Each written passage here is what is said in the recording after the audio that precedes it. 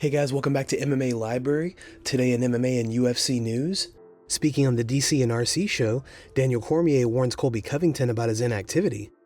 DC said that if Colby doesn't stay active, he may end up losing his momentum. He won his last fight, but time has passed. Time is passing, and being idle isn't the best thing for a guy in a division that's constantly moving. But the moment Colby Covington starts to reinsert himself, he'll be loud, he'll be boisterous, he'll have a lot to say, and people will start to pay attention. And then right away he's back relevant, because we have not seen anyone but Kamaru Usman for a really long time solve the puzzle that is Colby Covington. So I think he will be relevant for a while. But I think he needs to get rolling again, because momentum is key in this sport. And when you don't have momentum, nobody's really checking on you. I think Colby Covington needs to make sure he doesn't find himself in that place where he's in no man's land, out on an island by himself. Dana is back this week with an all-new recipe. Let's check it out. What's up, everybody? It's Friday here at UFC headquarters, and today we'll be trying the ramen burger. Mix cooked ramen with an egg and fry it with a circular mold to make the buns. Build the burger with a patty, cheese, Asian slaw, and pickled cucumbers. I don't know how the hell I'm gonna eat this. This is gonna be a mess. Holy.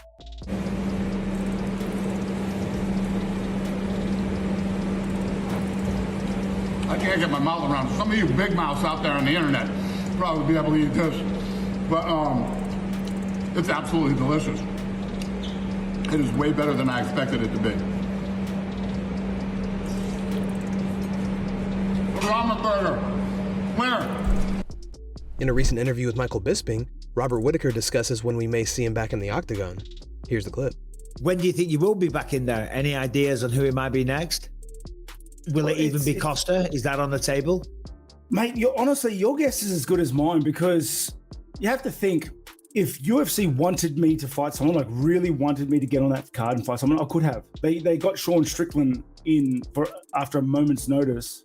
Yeah. For the first card of the year. So they could have made that fight happen. They obviously have other designs and plans for me. You know, I was thinking Pereira perhaps, because just the timelines, the way things worked up. But then the Adesanya Pereira fight got announced for April. So honestly, your guess is as good as mine. I'd love to brainstorm a little bit. I mean, I might have heard something the other day from the UFC, but I'm in no position to say anything. Give us a little hint. Yeah, give us a hint. It's your career. 20 questions. I can't say a thing. I'll get fired, especially publicly on a podcast. My God. What do you guys think about Whittaker's comments? And who should he face off against next? Let us know your opinion in the comment section. Aljamain Sterling reveals he may move to the featherweight division to challenge for champ status if he's able to get through Henry Cejudo when the pair finally face off. I could see a second round finish, TKO. After I finish Henry Cejudo, I really don't think the bantamweight division has anything left for me. Maybe a money fight with Sean O'Malley if he can get his toenails in order and make sure he stays pretty on the sidelines and healthy. He doesn't want to fight anyone tough at the top of the division. He needs more time to get ready for the grappling, and I understand. We would kind of run through him right now. So maybe that might entice me, or I'm probably just going to go up to 145 and let Merab continue to reign terror on the rest of these guys in the bantamweight division. Could be I got dense bones, I get pretty heavy.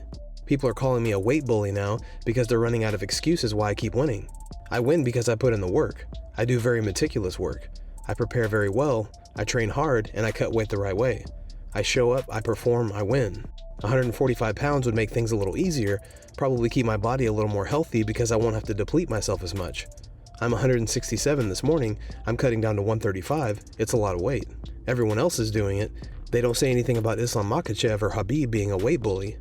What do you think about Sterling potentially moving up to featherweight? Let us know your opinion in the comment section. In a recent interview, Derrick Lewis spoke about his lighter physique and his fight with Sergey Spivak, which is set to go down tonight. Here's the clip. Well, we talk about your physique and how you look lighter. You say you feel lighter. What's the transformation in that regard been like? It seemed like it's been pretty easier. I always wanted to be one of them guys that's always like running. Seemed like I'm running a marathon through the park, but I'm finally getting there, so I'm feeling like one. Running a marathon is not easy. Yeah, I know, but I feel like I could do it though. That's good. A man with ambition. Talking about ambition, your opponent has the highest takedown weight in heavyweight history. So what will your strategy be versus Spivak? Just like as usual, he hasn't fought any of the guys that I've fought before, like the top level guys. Of course, he could easily take down them type of guys. You know, I don't believe that he could really take me down. UFC welterweight Matt Brown issued a warning to Jake Paul ahead of his proposed move to MMA. During a recent interview, Brown warned Paul that there's no room for error in the sport. When Jake Paul comes to MMA, I think one thing he's going to discover is these guys that he's fought in these so-called boxing matches. For one, he fought all older guys. I'm not going to call them washed up, but they weren't boxers, they were older. These MMA guys, I know a lot of MMA fighters, even ones that aren't good, and they're absolute lions. They're starving, hungry lions. It's a different beast. There are some beast boxers too, but generally they're athletes playing a skill game. When you get into MMA fighters, these guys are just savage beasts.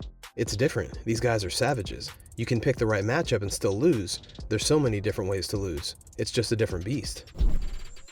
Islam Makhachev and Alexander Volkanovski had a back and forth during a recent joint interview with Daniel Cormier. Here's the clip. All my opponents say, I'm gonna stop his wrestling, he's not gonna take me down, but Australia don't have wrestling. That's why I don't care. That's right. Alex, I don't need wrestling, I need takedown. If you're good wrestler and you have good defense, you can go, brother, Olympic Games from Australia. Yeah, mate. You know, I was actually national champion. Actually, to be honest with you, there you go. He was national champion, Islam. You have to compete in Olympic Games. That's all right. As you said, this is MMA. So you just got to remember, you've got.